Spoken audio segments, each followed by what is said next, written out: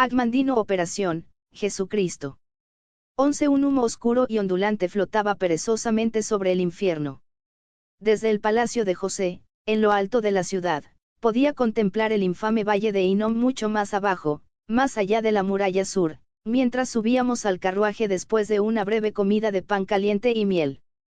Ese valle, como sabía muy bien, también era llamado Gehenna, o infierno, no tanto por los desperdicios y la basura que se quemaban constantemente en sus laderas sin vida, sino por los incontables niños que fueron sacrificados en ese lugar, en los hornos, durante la época de Salomón, para complacer a la deidad conocida como Moloch. Serpenteando a través de las desoladas y yermas tierras en torno de montículos escarpado, de rocas que se sucedían uno a otro como plácidas olas hacia el horizonte, se veía la delgada faja de un camino de tintes magenta que conducía hasta una pequeña aldea. Belén, dijo José con reverencia, en respuesta a mi mirada inquisitiva. ¿Habrá tiempo?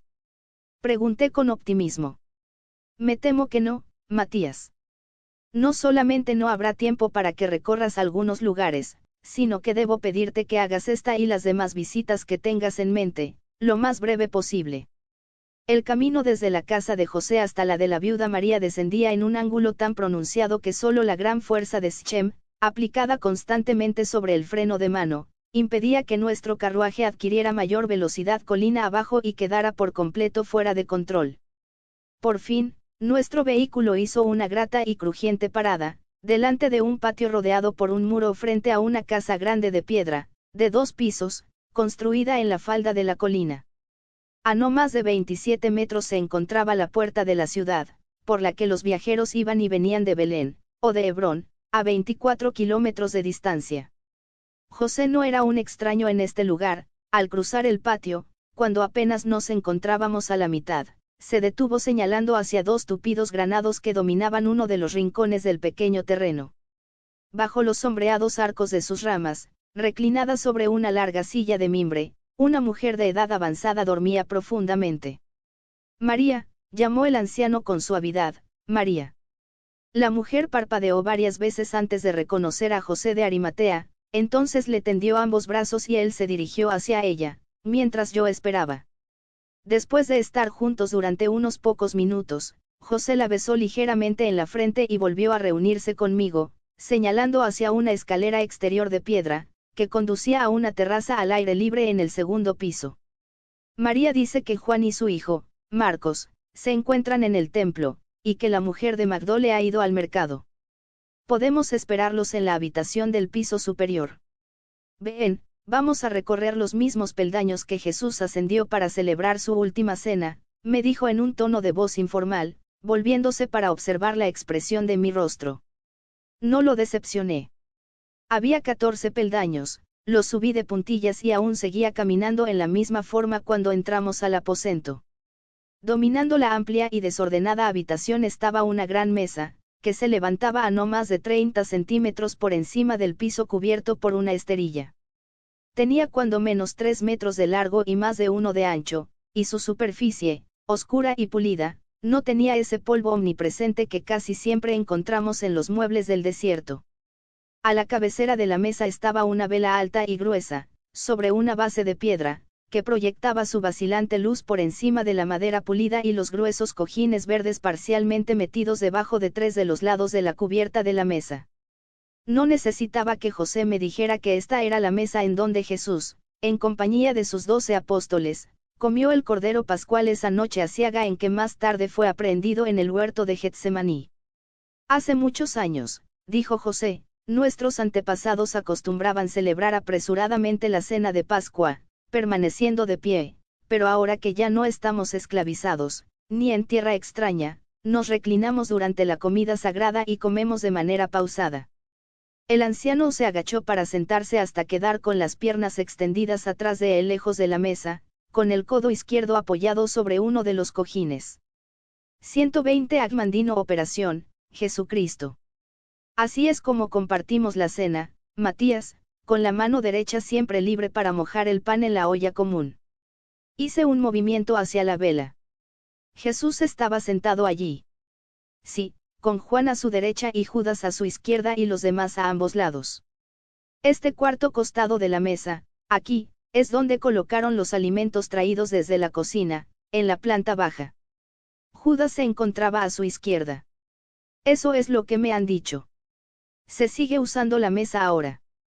Muchas veces a la semana. Normalmente hacen uso de ella Pedro o Santiago, el hermano de Jesús, cuando desean celebrar consejo con los demás. Sin embargo, nadie toma asiento allí, jamás, dijo, señalando en dirección al cojín que se encontraba detrás de la vela. ¿Está enterado Pilato de que este sitio se usa virtualmente como un lugar de reunión general clandestino? Muy pocas cosas tienen lugar en esta ciudad sin el conocimiento del procurador, o del sumo sacerdote, para el caso. Pero el movimiento ha crecido demasiado para que pueda permanecer oculto. Seguí mirando la mesa hasta que José me leyó el pensamiento, lo cual ya no me sorprendía. No se parece mucho al escenario escogido por Da Vinci para su pintura, ¿verdad, Matías? Sin embargo, como escritor, seguramente comprenderás que en tanto que la realidad puede ser más extraña que la ficción, la vida muy raras veces es tan dramática como el arte. Aun cuando hay mucho que decir en favor de la composición y la brillante disposición de las figuras llevadas a cabo por ese maestro, la realidad fue muy diferente. Toda la habitación para invitados era una penosa desilusión después de conocer el cuadro de Da Vinci. A todo lo largo de uno de los muros se amontonaban bultos de ropa y cestas llenas de una variedad sin fin de sandalias. Los canastos de mimbre, debajo de las 3 pequeñas ventanas de la habitación, estaban atestados de calabazas, mazorcas de maíz, higos, uvas y varios frutos que no pude identificar. En otro rincón se elevaban hileras de gruesos quesos redondos, envueltos en tela y de un olor decididamente acre, mientras que de unos ganchos que pendían de las pesadas vigas del techo colgaban varios pequeños animales muertos rodeados de zumbantes moscas. En esta habitación se alimentan muchas bocas, me recordó José siguiendo mi mirada. Ven, siéntate a mi lado y descansa un poco mientras llegan los demás. Tuve que recurrir a toda mi fuerza de voluntad para sentarme sobre uno de los duros cojines, junto al anciano. Titubeando, me incliné hacia adelante hasta que las palmas de mis manos descansaron sobre la pulida madera. Tenía que estar soñando, nada de esto era real. Nada. No era posible que estuviera ante la mesa donde Jesús celebró su última cena. De pronto, la llama de la vela se volvió borrosa hasta que me restregué los ojos. El anciano me observó silencioso. El fuerte sonido de las sandalias con suela de madera sobre la piedra me anunció, poco después, el regreso de Juan, justamente antes de que entrara apresurado a la habitación para saludar a José. Este hijo del trueno era de menor estatura y mucho más frágil que su hermano Santiago, y también bastante más joven. Su cabello castaño claro estaba recortado un poco más arriba de los hombros, y su escasa barba de bordes irregulares enmarcaba un rostro de tez clara, cuyos pómulos sobresalientes le daban un aspecto casi demacrado. Mientras lo estudiaba, me era difícil creer que este era el discípulo amado que, 6 años antes, había sido uno de los 3 del círculo más íntimo, junto con su hermano y con Pedro, escogidos por Jesús para estar a su lado durante tantos de los momentos más significativos de su vida. Otra vez las primeras impresiones. Tomó asiento enfrente de José y de mí, y escuchaba con atención, mientras el anciano lo enteraba del propósito de nuestra visita, sonriendo y asintiendo con frecuencia en dirección a ambos. Mateo y mi hermano ya me han hablado de ti, Matías, y me dijeron que debía esperar tu visita. Algún día, dijo intensamente, yo también espero escribir una historia, pero solamente será la de nuestro Señor. 121 Agmandino Operación, Jesucristo. Me agradó. Durante un momento de enajenación, me pregunté cómo podría asegurarle que, ciertamente, llegaría a escribir esa historia, y que a diferencia de los demás, tendría muchos años para reflexionar sobre sus experiencias antes de recopilar lo que el mundo conocería como el Evangelio según Juan. Entonces, ¿me ayudarás? Le pregunté. Pregunta, te diré todo lo que sé. José, sonrió, puede atestiguar mi honestidad. Gracias, Juan. Como sabes, ya he hablado con muchos de los que estuvieron cerca de Jesús y también con algunos de sus enemigos. Tú estuviste a su lado casi desde el principio de su misión y, por lo que me han dado a entender, Fuiste el único apóstol que presenció su crucifixión. En lo que tu información puede ser de mayor ayuda es para llenar algunas brechas en su vida, para las cuales no tengo ningún testimonio de fuentes originales, ya sea porque a los que interrogué no contaban con ella, o bien, porque fui demasiado ignorante y no supe hacer las preguntas adecuadas. Comprendo. También estás enterado de que no creo que Jesús haya resucitado de entre los muertos. No hubo ningún cambio de expresión, nada de esa animosidad acostumbrada del fanático empañó su mirada. Sus labios se curvaron en una media sonrisa y dijo, la gran mayoría de nuestro pueblo, no solo aquí, sino en su propia aldea, comparte tu creencia. Todavía nos queda mucho trabajo por hacer. Mientras más escucho acerca de sus últimos días, empecé, más poderosa es mi convicción de que Jesús llegó a Jerusalén, esa última semana, no solamente con el fin de celebrar la Pascua, sino para unir a la gente a su causa, esperando, de alguna manera, poder convencer a todos de que podía conducirlos a una vida mejor, a un nuevo reino aquí en la tierra. Puesto que aún sus más acervos enemigos están de acuerdo en que no era temerario ni ignorante, encuentro difícil comprender cómo esperaba imponer su voluntad en esta gran ciudad, contando nada más con una docena poco más o menos de galileos desarmados para ayudarlo. Matías, hubo muchas cosas sorprendentes en esa semana, aun para quienes estábamos tan cerca de él.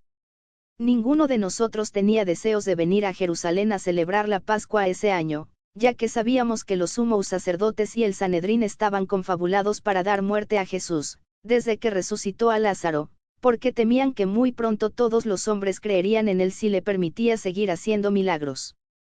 Juan, porque ese primer día de la última semana entró Jesús a la ciudad montado, de entre todos los animales, en un humilde borrico. A medida que nuestro grupo se aproximaba a Betfagé, en nuestra jornada hacia Jerusalén para pasar la Pascua, Jesús envió a 2 de nosotros adelante para que le consiguiéramos un borrico, diciendo que era necesario que llegara a Jerusalén montado en uno, a fin de que se cumplieran las palabras de la profecía. ¿Alguno de ustedes comprendió lo que quiso decir? Ninguno, no éramos tan versados como Jesús en las palabras de nuestros profetas. Fue después, mucho tiempo después, que nos enteramos de que Zacarías escribió, oh, hija de Sión, regocíjate en gran manera, lanza gritos de júbilo, oh hija de Jerusalén, he aquí que a ti vendrá tu rey, el justo, el Salvador, él vendrá pobre y montado en un asno, en un pollino, describía Zacarías al Mesías. Sí, aquel que vendría a liberar al pueblo de Alejandro, hace más de 300 años. Puesto que Alejandro murió teniendo a todo el mundo en sus manos, supongo que el libertador de quien hablaba Zacarías jamás llegó. Entonces, Jesús, montado en un pollino, pretendía que esto fuera una señal para el pueblo de que estaba entrando a Jerusalén como su Mesías. Eso no tiene ningún sentido. Si tú y los demás apóstoles no comprendieron la señal, ¿cómo esperaba Jesús que las multitudes rurales e ignorantes del camino la reconocieran? Encogió sus delgados hombros. Fuera de sus palabras de que debía cumplirse la profecía, Jesús no nos explicó sus razonamientos y nosotros tampoco le preguntamos nada. Y no obstante, algunos de tu grupo, de acuerdo con lo que me han dicho, aparentemente trataron de incitar a la muchedumbre a lo largo del camino gritando, Hosanna al Hijo de David. Bendito el que viene en 122 Agmandino Operación, Jesucristo. Nombre del Señor. Esa aclamación, ¿tiene algún significado especial para todos los judíos? Lo tiene. Es una plegaria al Rey ungido, al Mesías, pidiéndole la salvación y la liberación, y es tan antigua como nuestro pueblo. Pero si ninguno de ustedes reconoció el significado de la entrada de Jesús montado en un pollino, ¿quién de tu grupo gritaba la aclamación al Mesías? Pedro y, con su estímulo, el resto de nosotros pronto se unió, primero en voz baja y después cada vez más fuerte. Hicieron algo más que eso, ¿no es así? Se me ha dicho que algunos de ustedes tendieron sus vestiduras y hojas de palma en su camino, como si se tratara de la realeza. Toda esa conmoción hizo que la multitud siguiera a Jesús para hacer una entrada triunfal en la ciudad. No, replicó Juan con calma. Algunos, sobre todo los más rudos, se reían de nosotros, llamándonos los tontos de Galilea. Nadie, entre toda esa gente, aun cuando solo fuera por curiosidad, Preguntó a Tío a los demás apóstoles la identidad del hombre que cabalgaba en un pollino y recibía un homenaje de esa naturaleza por parte de su grupo. Algunos lo hicieron. ¿Y qué respondieron ustedes? Les dijimos que se trataba de Jesús, el profeta de Nazaret, en Galilea. ¿Por qué no les dijeron que era el Mesías? Juan bajó la mirada, frotando los dedos sin objeto sobre la superficie pulida de la mesa. Aún entonces, todos estábamos ciegos ante la verdad, con excepción de Pedro. Pedro. ¿Te refieres al incidente en Cesarea de Filipo, cuando Jesús preguntó a todos ustedes quién era él, y Pedro fue el único que respondió que era el Mesías? ¿Quién te habló de eso? El mismo Pedro. Y también me dijo que Jesús les encargó que no hablaran de ello a ningún hombre.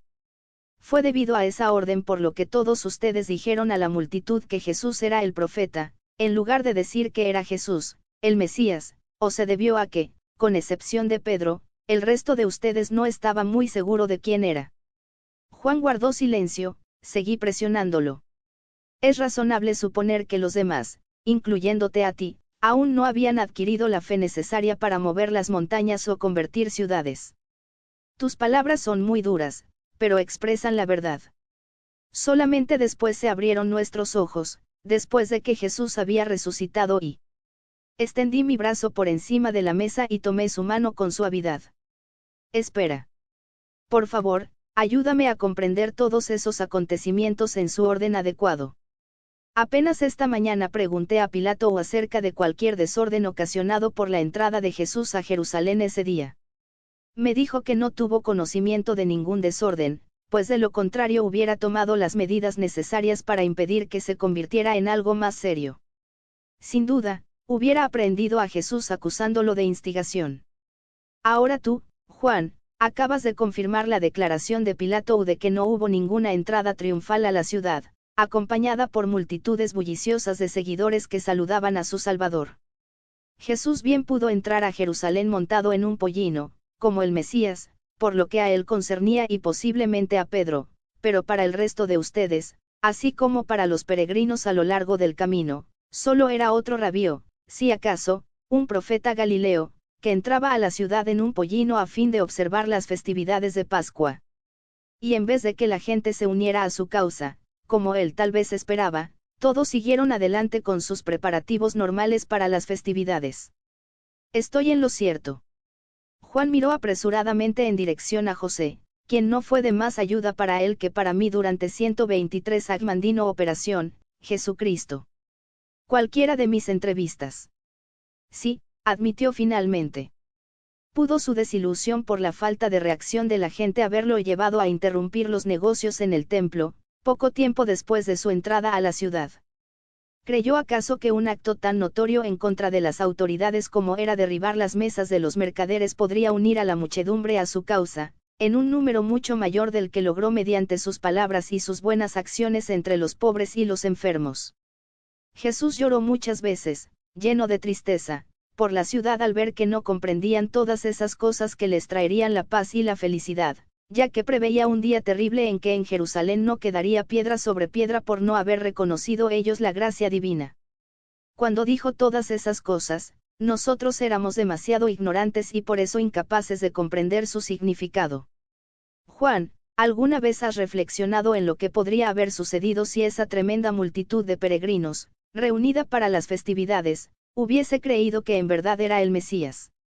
Sin lugar a dudas, Jesús hubiera podido movilizar un ejército suficientemente numeroso como para que, aun armado solo con palos y piedras, se hubiera apoderado de la fortaleza Antonia en el transcurso de 1 o 2 días.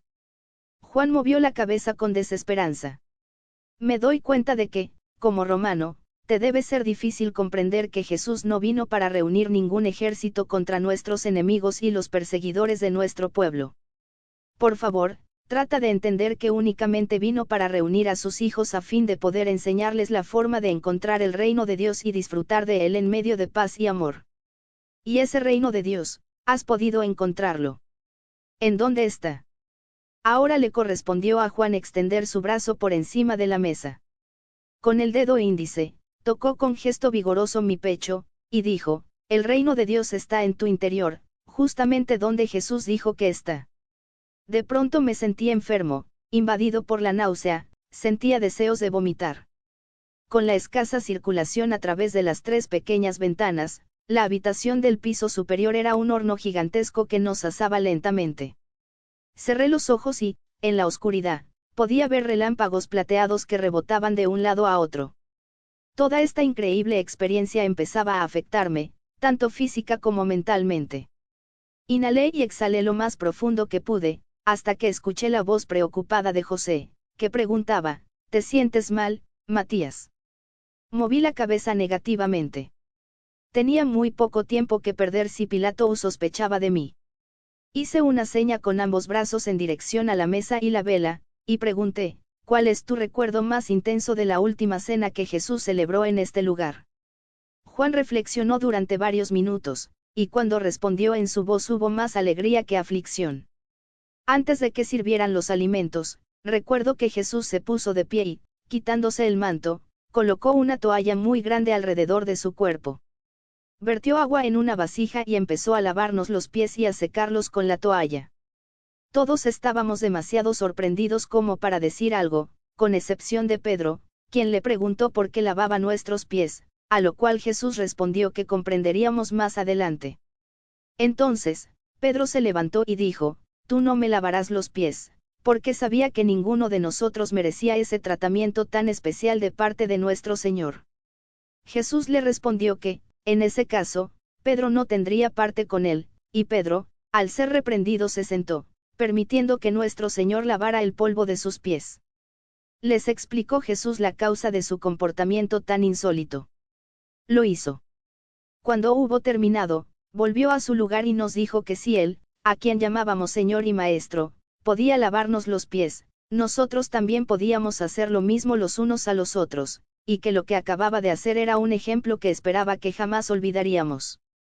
Después nos sorprendió aún más diciendo que no todos estábamos limpios, y que uno de nosotros lo traicionaría. ¿Qué sucedió después? 124 Agmandino Operación, Jesucristo. Hubo una gran consternación y muchos gritos en esta habitación, muchos preguntaban, Señor, soy yo. Yo estaba sentado a la derecha de Jesús, y vi que Pedro me hacía una señal desde su lugar aquí, en este lado de la mesa, para que le preguntara a Jesús de quién se trataba. Apoyé la cabeza contra su pecho y susurré, Señor, ¿quién es? Y me respondió al oído, aquel a quien ofrezca un trozo de pan, después de haberlo mojado. Entonces, mojó el pan, doblado alrededor de un trozo de cordero, en la fuente, y se lo entregó a Judas, que estaba sentado a su izquierda. ¿Alguien más escuchó lo que Jesús te dijo? Nadie. Después se dirigió a Judas en un tono de voz que todos pudimos escuchar y le dijo, lo que tienes que hacer, hazlo pronto, y de inmediato Judas desapareció en medio de la noche. Nadie relacionó la salida de Judas con la traición que Jesús acababa de mencionar. No lo creo. Judas siempre hacía los encargos para Jesús o para cualquiera de nosotros, ya que era el que manejaba el caudal común. La cena siguió adelante, pero ya todos disfrutamos muy poco de ella, pues ahora cada uno miraba al otro con sombría duda.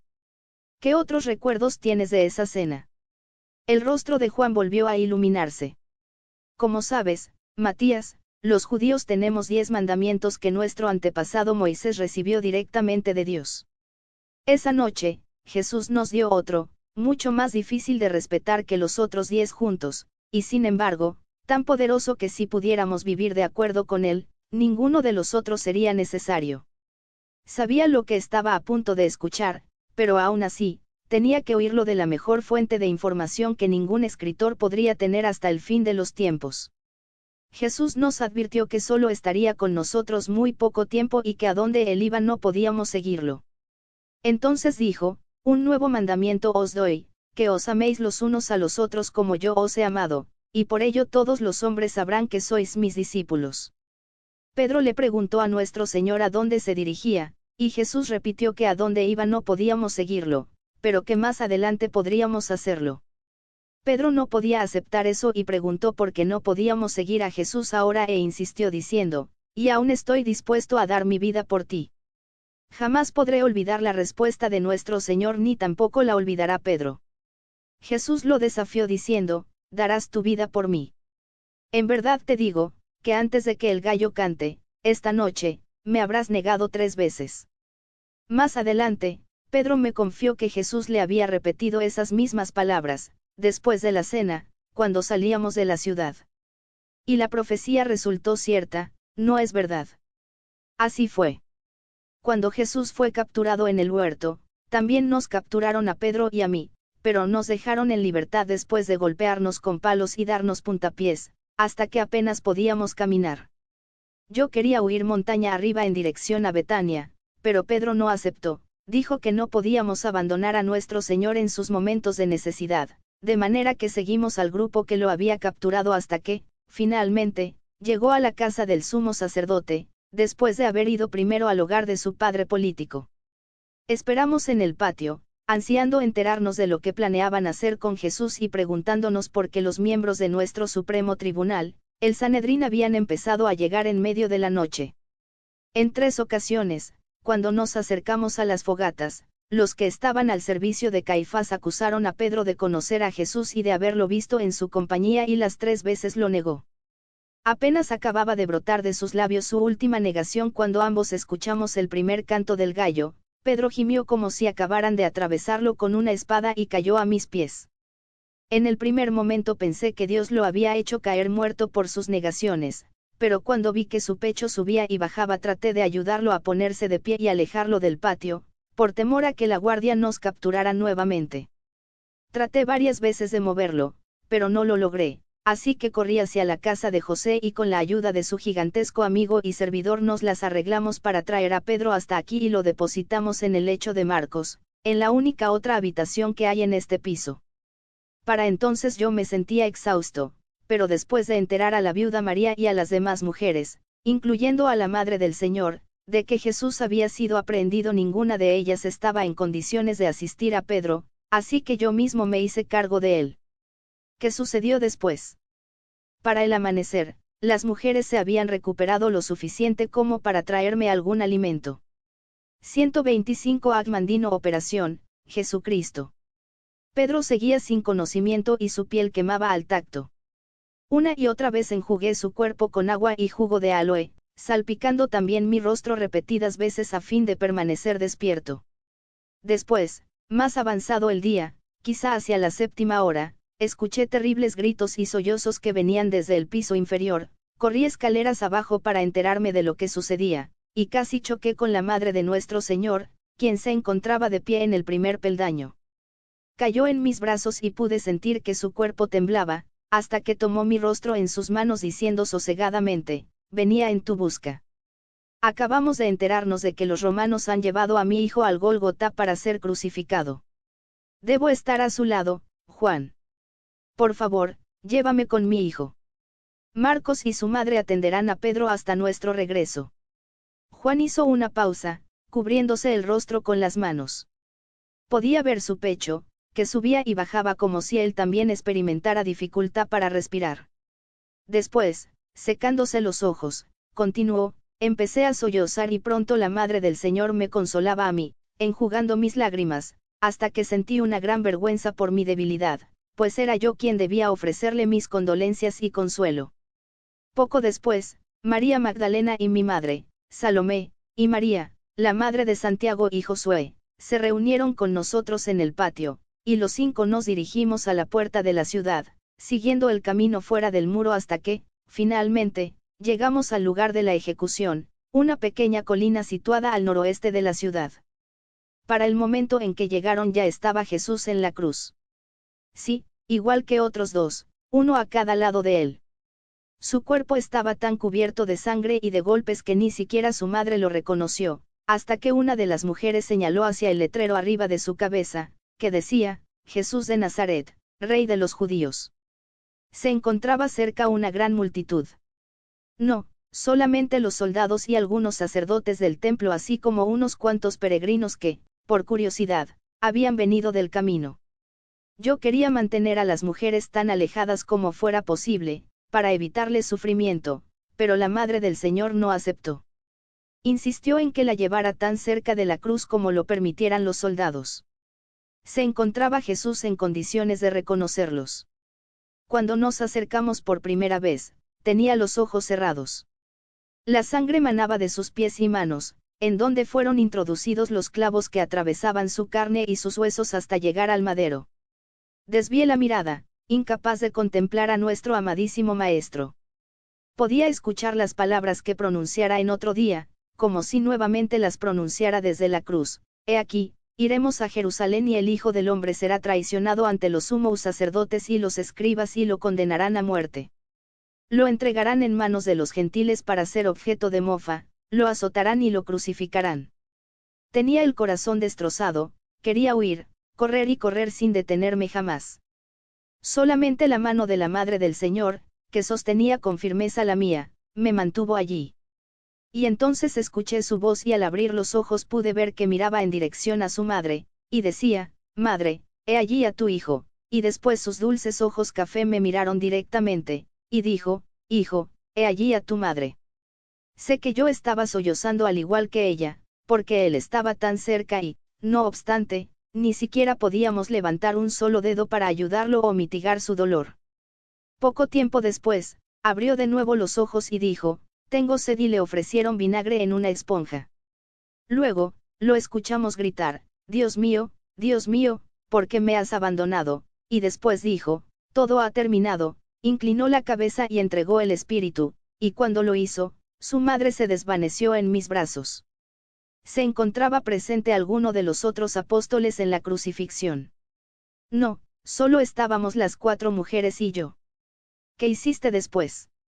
Con ayuda de mi madre, traje a la madre del Señor de vuelta a esta casa, y reanudé mi vigilia al lado de Pedro, quien seguía delirando. ¿Y las 2 mujeres? María Magdalena y la madre de Santiago y Josué se quedaron atrás para ver en dónde depositaban los soldados el cuerpo de Jesús, con la esperanza de poderlo recuperar después. Antes de la puesta del sol volvieron y nos dijeron que José de Arimatea había reclamado el cuerpo para sepultarlo en una tumba ubicada en un pequeño jardín cerca del Gólgota. Puesto que José era amigo de Jesús y de muchos de nosotros, no 126 Agmandino Operación, Jesucristo. Sentirnos aliviados al saber que nuestro Señor estaba en buenas manos. ¿Durante cuánto tiempo permaneciste al lado de Pedro? Hasta algún momento de la mañana del día que siguió a nuestro sábado. ¿No lo dejaste durante algún tiempo, tal vez para visitar la tumba? No, solamente me aparté de su lado para satisfacer mis necesidades. Sin dormir. Dormía en una silla, con la cabeza apoyada sobre el colchón, cerca de los pies de Pedro. ¿Cuándo te enteraste de que las mujeres planeaban hacer una visita a la tumba? Juan frunció el entrecejo por primera vez, irguiéndose en la silla. María Magdalena vino a verme durante la tarde de nuestro sábado y dijo que aun cuando ya habían visto el sitio en donde Jesús sería sepultado, no habían entrado al jardín, ya que era privado, a fin de ver si el cuerpo había sido lavado, ungido y amortajado de acuerdo con nuestras leyes. Temía que lo hubieran sepultado apresuradamente, debido a que la puesta del sol se acercaba con gran rapidez. Me dijo que ella y algunas de las mujeres irían a la tumba, a una hora temprana de la mañana, con especias, aceites y lienzos para ungir a nuestro Señor en forma adecuada, y que quería que las acompañara para que moviera la piedra que hubieran colocado en la entrada. Le dije que no me atrevía a abandonar a Pedro en las condiciones en que se encontraba y que tampoco tenía fuerzas para caminar hasta las puertas de la ciudad, mucho menos hasta el Gólgota. Se enojó mucho conmigo, llamándome cobarde y otras cosas más. Por la mañana salieron sin mí. Ninguno de ustedes sabía que el sumo sacerdote mandó sellar la tumba, apostando guardias. No, aparentemente Caifás hizo esos arreglos durante el sábado. Si las mujeres lo hubieran sabido, no habrían ido. ¿Qué sucedió después? Poco tiempo después de que salieron, Pedro se sentó en la cama y pidió algún alimento. La viuda le llevó un tazón con sopa caliente y un poco de queso y, debido a su estado, esperé hasta que terminó antes de darle las terribles nuevas de que nuestro Señor estaba muerto. ¿Cuál fue su reacción? Escuchó en silencio mientras yo lo enteraba de lo poco que sabía, sin extenderme en los detalles de la crucifixión que yo había presenciado. Después, me abrazó y ambos lloramos. Para nosotros, el mundo se había acabado en Getsemaní. Finalmente, volvió a dejarse caer sobre el lecho y se quedó contemplando las vigas, y yo podía ver que sus labios se movían como si estuviera orando. Esto continuó hasta que María Magdalena irrumpió en la habitación como si de nuevo estuviera poseída por todos los demonios que en una ocasión Jesús expulsó de ella. Cayó sobre Pedro y empezó a sacudir al pobre hombre, gritando: «Se han llevado al Señor de la tumba y no sabemos en dónde lo han depositado». La saliva escurría de su boca y los ojos se le saltaban de las órbitas mientras repetía las mismas palabras, una y otra vez, hasta que la viuda vino a llevársela y a consolarla. Pedro se levantó de la cama, se puso la túnica y las sandalias, y preguntó si sabía en dónde habían sepultado a Jesús, y cuando asentí dijo: «Vamos a ver por nosotros mismos». Ambos corrimos la mayor parte del camino y, hasta el día de hoy, no sé cómo cualquiera de los dos encontramos las fuerzas para hacerlo. Yo llegué primero a la tumba, en el momento en que el primer rayo de sol aparecía por el este. ¿Cómo puedes estar seguro de que se encontraban ante la tumba en donde fue sepultado Jesús? Después de todo, no habían presenciado el entierro, y he podido ver muchas tumbas fuera de los muros de la ciudad. Matías, solamente hay un pequeño jardín cerca de ese terrible lugar llamado Gólgota y María me había dicho que en ese jardín solo había una tumba, tallada en la roca. Después, José confirmó que no nos equivocamos. Miré a José, y este asintió.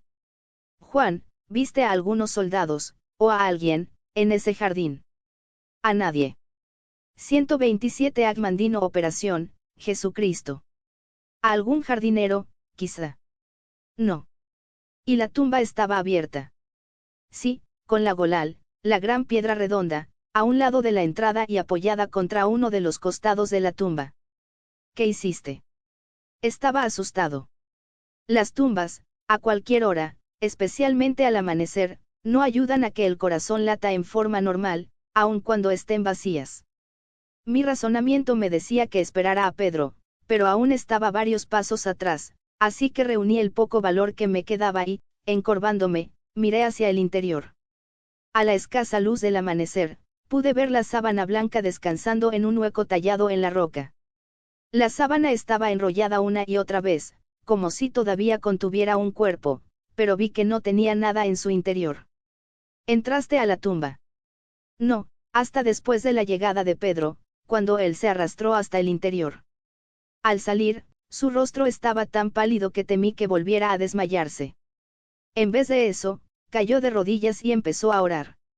Entonces, yo también entré a la tumba y vi, no solamente la sábana que habían puesto alrededor del cuerpo del Señor, sino también el lienzo que siempre se coloca sobre el rostro del muerto. Ese lienzo se encontraba en la horadación exactamente en donde debía encontrarse la cabeza en relación con la sábana que envolvía el cuerpo. Entonces creí. ¿Creíste qué? Que Jesús había resucitado de entre los muertos, tal y como lo profetizó. Hasta ese momento, en ese pequeño jardín, el verdadero significado de sus palabras jamás había penetrado en mi dura cabeza. Alcé ambas manos frente a él. No comprendo, Juan. ¿Qué fue lo que Pedro y tú vieron en esa tumba que hizo que ambos creyeran que Jesús resucitó de entre los muertos? En el terrible estado mental en que nos encontrábamos, explicó Juan con lentitud, como si previamente hubiera sobreestimado mi inteligencia, y con las palabras de María Magdalena todavía frescas en nuestra mente, nos dirigimos a esa tumba creyendo que el cuerpo había sido robado, pero toda la evidencia encontrada en ella demostraba que no había sido así. ¿Quién iba a llevarse el cuerpo de su tumba, en la oscuridad de la noche, retirando la larga sábana llena de especias, y después volvería a enrollarla, sin derramar las especias, colocándola nuevamente en el hueco como si todavía contuviera un cuerpo? ¿Y quién sería suficientemente cuidadoso como para volver a colocar el lienzo dentro del hueco justamente en el sitio donde debería estar si aún se encontrara sobre la cabeza de Jesús? Esas eran las preguntas que Pedro y yo pudimos contestarnos solamente con un nombre. ¿El de quién, Juan? El de Dios. Debí haberlo sabido. ¿Quieres decir que Dios retiró el cuerpo de Jesús de su tumba y de la sábana sin alterar su disposición? Para Dios no hay imposibles. Entonces, dime, ¿por qué Dios se molestó en rodar la piedra?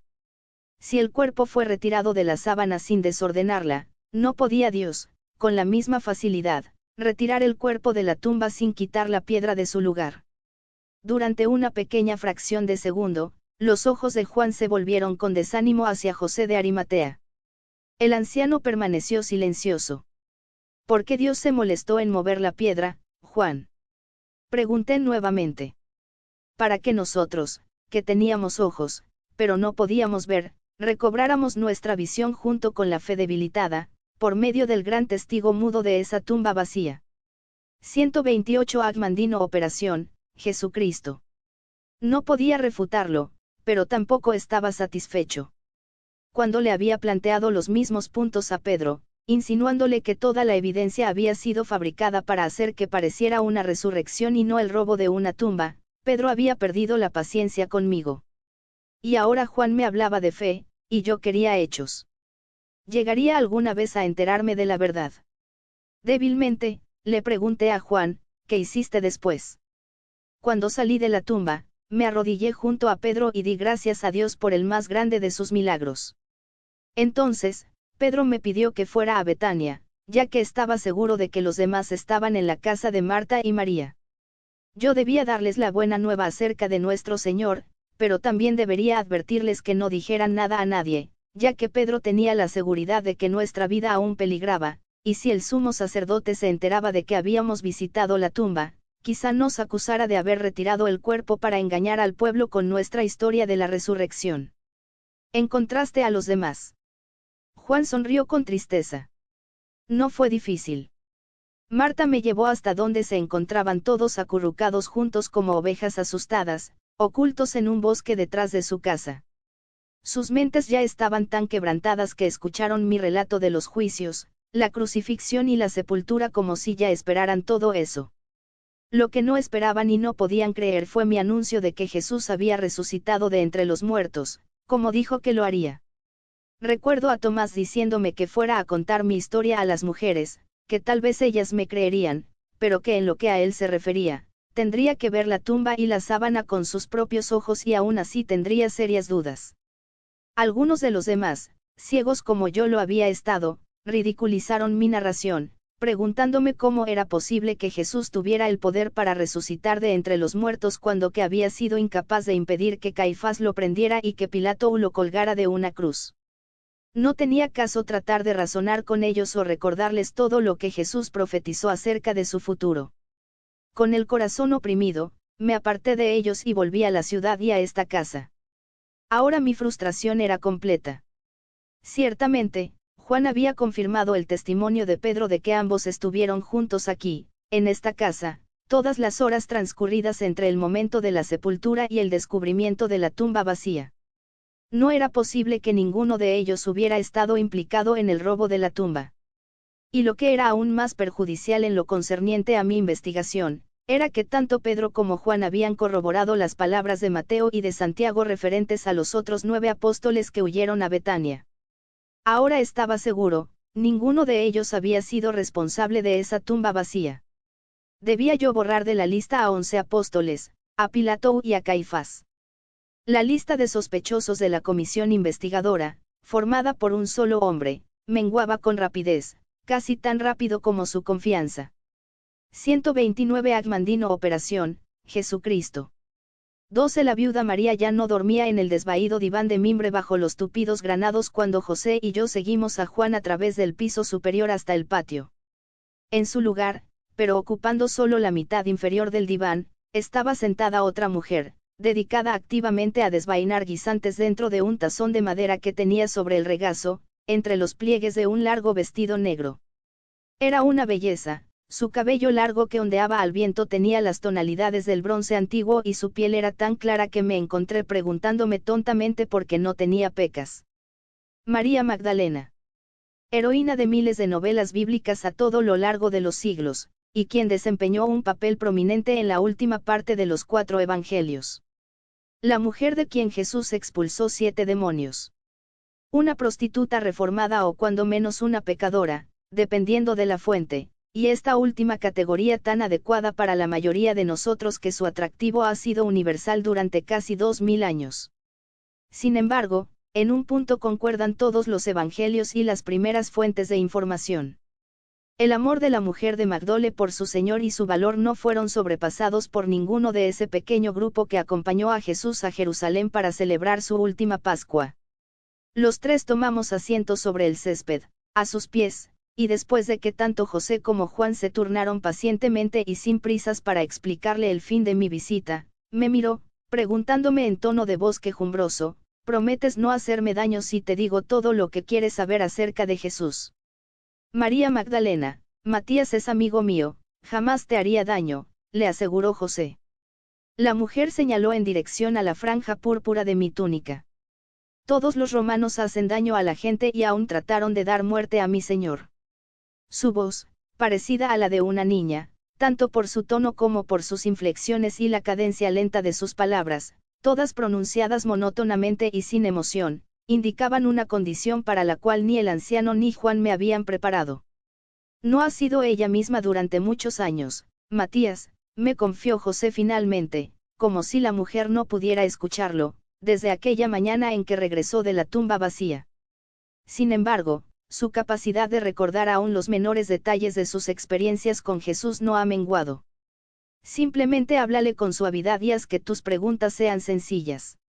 Solo tengo unas cuantas, le dije. Casualmente miré hacia las ramas por encima de mi cabeza. Un solitario granado, de forma simétrica, se balanceaba con suavidad bajo la brisa. Siguiendo un impulso repentino, me puse de pie y dando un salto desprendí de su tallo el fruto de un rojo oscuro y se lo entregué a María Magdalena. Lo aprisionó contra su pecho y bajó los ojos en un ademán tan conmovedor como el de una tímida jovencita. María Magdalena, empecé, cuando viste a Jesús por primera vez. Algunos escribas y fariseos me llevaron ante su presencia, mientras enseñaba en el templo. Me arrojaron a sus pies, gritando que me habían sorprendido en el acto flagrante de adulterio y que, de acuerdo con las leyes de Moisés, deberían lapidarme. Querían saber lo que Jesús tenía que decir. ¿Y qué dijo? Se sonrojó, pretendiendo no haber escuchado y se inclinó para escribir con su dedo sobre el polvo del suelo. ¿Pudiste ver lo que escribió? No, pero siguieron presionándolo para que les respondiera, así que, finalmente, alzó la vista y dijo: aquel de ustedes que esté libre de pecado, que arroje la primera piedra, y después volvió a escribir algo sobre el suelo. Yo estaba enfurecida con él, segura de que había sellado mi destino y que ahora me llevarían fuera de la ciudad para que me dieran muerte. Me cubrí los ojos con las manos a fin de no ver los rostros de los que se mofaban de mí en mi vergüenza, esperando que me llevaran, pero pronto dejé de escuchar las risas y los insultos, y cuando abrí los ojos vi que todos los escribas y fariseos se habían retirado. 130 Agmandino. Operación, Jesucristo. ¿Qué hiciste entonces?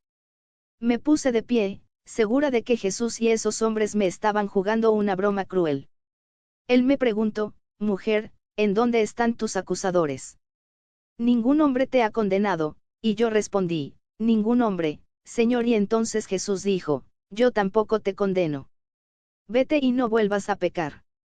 Después, se volvió hacia la multitud que presenciaba la escena a distancia, y dijo: yo soy la luz del mundo, quien me siga no caminará en la oscuridad, sino que tendrá la luz de la vida. Y desde ese día lo seguí, atendiendo a sus necesidades cuando me lo permitía, y yo lo amé mucho. Háblame de esa mañana en que tú y los demás fueron a visitar la tumba. Extendió la mano hasta alcanzar la cesta que estaba a su lado y tomó otro puñado de vainas de guisantes, que dejó caer en el interior del tazón, y siguió con su tarea mientras hablaba. Con María, la madre de Santiago y de Josué, había observado a José cuando él y sus acompañantes bajaron de la cruz el cuerpo de nuestro Señor. Cuando vimos que se llevaban el cuerpo a una tumba cercana, en un pequeño jardín, nos sentimos aliviadas y regresamos aquí. Pero al día siguiente, que era nuestro sábado, empecé a preguntarme si habrían preparado el cuerpo de nuestro Señor para su sepultura de acuerdo con nuestra ley.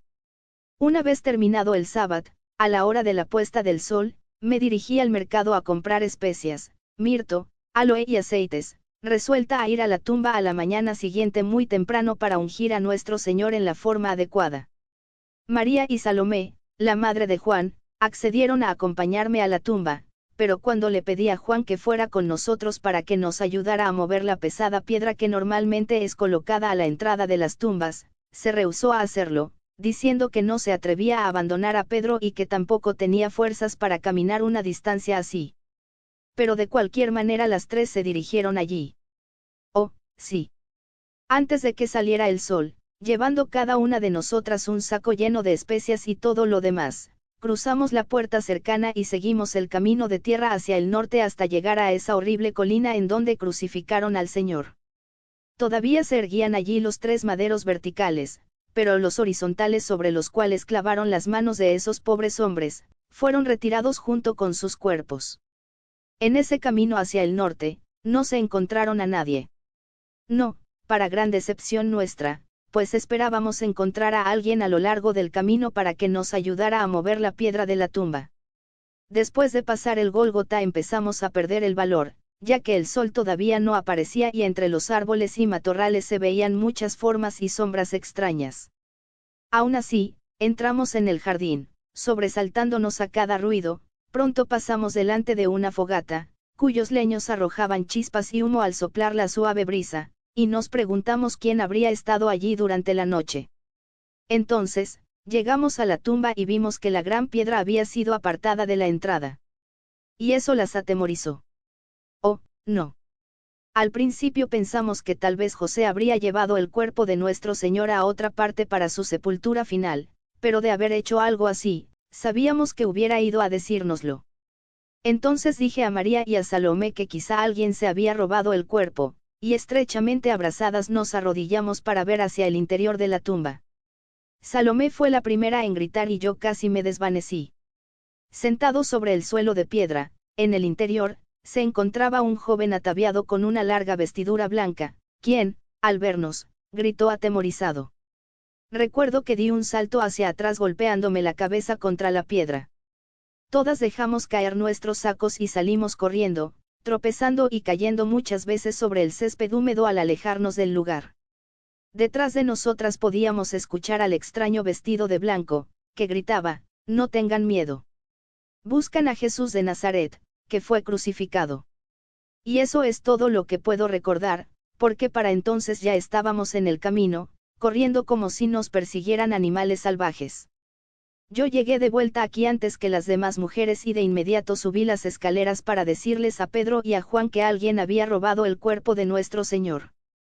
Solamente el ruido de los duros guisantes, al caer de sus vainas dentro del tazón que sostenía María Magdalena, perturbaba la quietud del patio.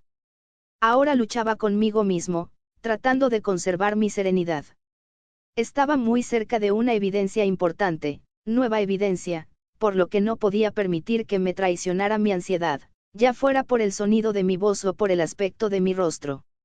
131 Agmandino Operación, Jesucristo.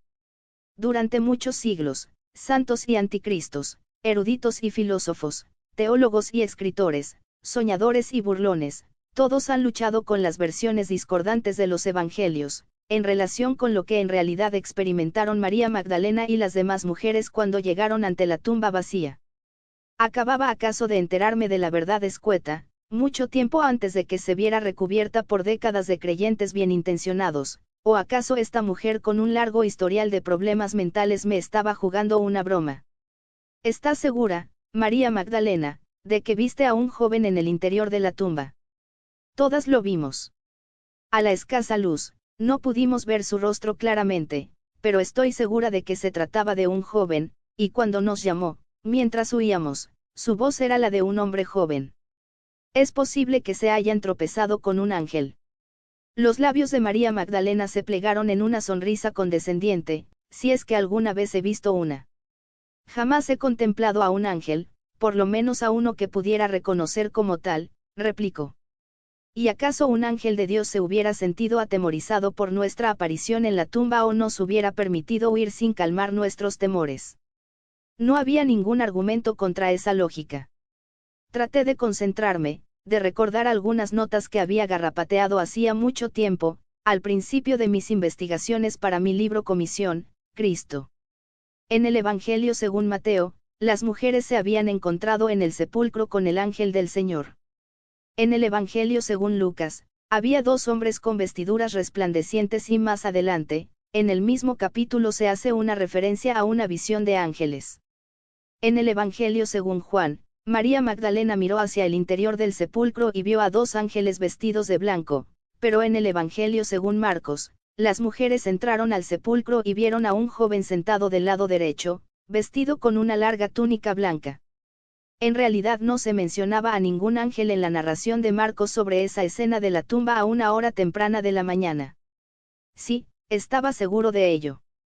Si el Evangelio de Marcos describía a un primer visitante a la tumba, antes de que llegaran las mujeres, ¿quién era ese visitante y qué estaba haciendo allí? Y ese individuo misterioso, habría sido un cómplice para retirar el cuerpo, o incluso un testigo del robo. ¿Sería posible?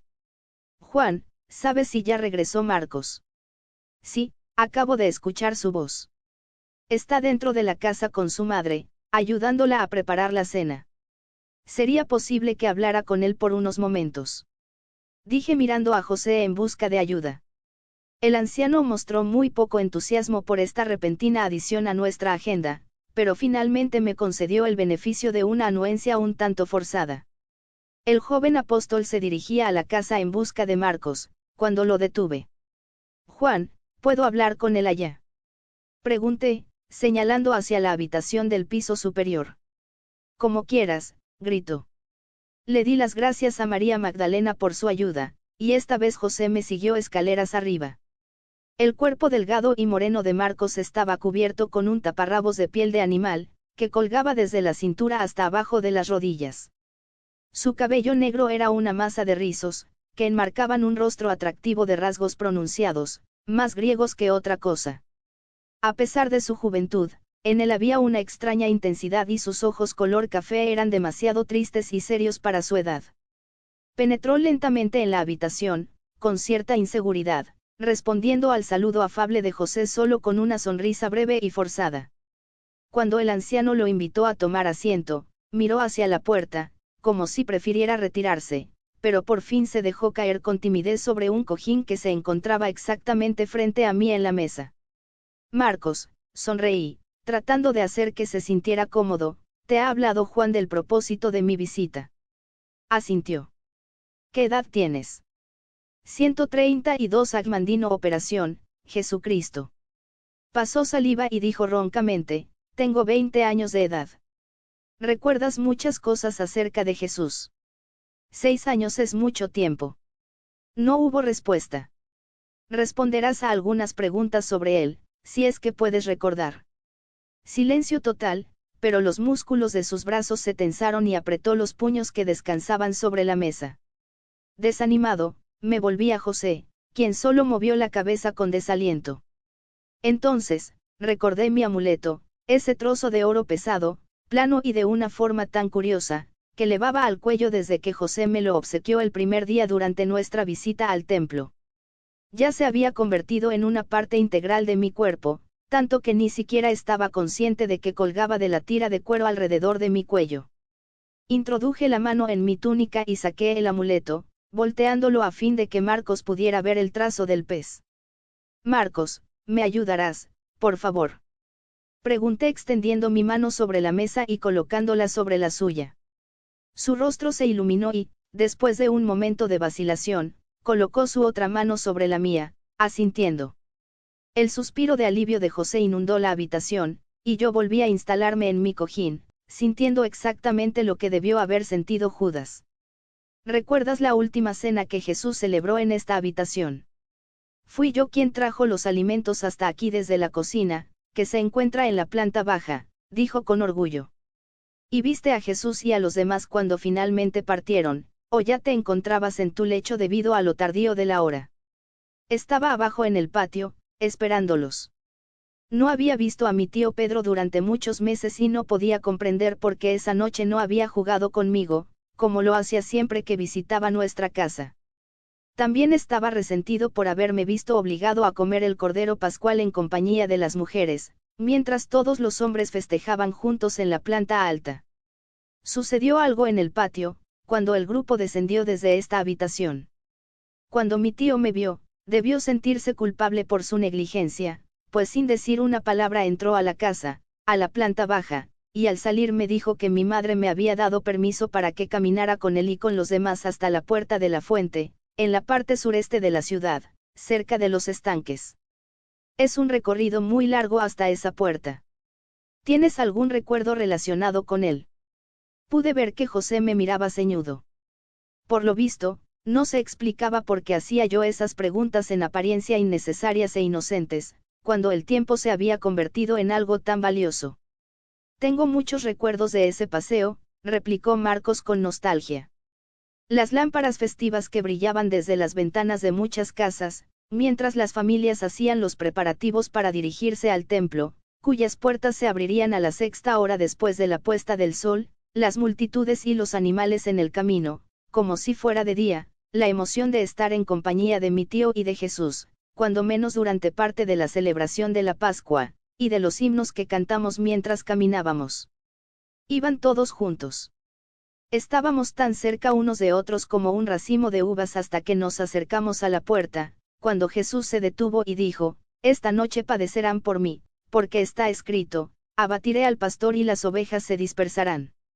Sus palabras causaron gran temor a los hombres, incluyendo a mi tío, y después Jesús dijo, «Pero después de levantarme, iré delante de vosotros a Galilea». Una vez más mi corazón empezó a latir con demasiado entusiasmo para mi propio bien. Marcos, alguien más, cerca de Jesús, lo escuchó pronunciar esas palabras, exceptuándote a ti y a los 11 apóstoles. No, habló casi en un susurro, como si estuviera compartiendo un secreto. ¿Me encontraba acaso a punto de resolver un misterio que había confundido a tantas mentes teológicas? 133 Agmandino Operación, Jesucristo. María Magdalena acababa de decirme que cuando las 3 mujeres se encontraron con el joven en la tumba, habían huido casi de inmediato, pero no antes de oírlo gritar, «No teman. Buscan a Jesús de Nazaret, que fue crucificado». Y eso era todo lo que recordaban mientras huían aterrorizadas. Solamente en uno de los evangelios, el de Marcos, la narración más temprana conocida de la vida de Jesús, el autor especifica que un joven, y no ángeles, como mencionan los otros 3, fue visto en la tumba, y en el último capítulo de Marcos incluso se puede leer la cita completa de lo que ese joven dijo a las mujeres, por supuesto, sin saber que solo habían escuchado parte del anuncio al huir. Con rapidez repasé esos versículos en mi mente, «No teman, buscan a Jesús de Nazaret, que fue crucificado, ha resucitado, no se encuentra aquí, he allí el sitio en donde lo depositaron. Pero sigan su camino y digan a sus discípulos y a Pedro que irá delante de ustedes a Galilea, allá lo verán, tal y como él lo dijo». Había triunfado. Cuando menos ahora encajaba perfectamente una pequeña parte del rompecabezas de la resurrección. Por lo que Marcos me acababa de decir, solo otra persona además de los apóstoles, había escuchado a Jesús anunciar, a la salida de la ciudad, que después de levantarse iría delante de ellos a Galilea. Y esa otra persona, según sus propias palabras, era el mismo joven que ahora estaba sentado frente a mí. Obviamente, ya fuera por temor a un castigo, o por vergüenza, o debido a cualquier otra causa desconocida, Marcos no le había confesado a nadie que fue él quien, sin quererlo, había atemorizado a las mujeres, asustándose a su vez cuando ellas se tropezaron con él en el interior de la tumba esa mañana. Pero, ¿qué hacía un joven de 14 años en la tumba, antes del amanecer? ¿Cómo llegó hasta allí, y cómo volvió, sin que su madre y los demás se enteraran?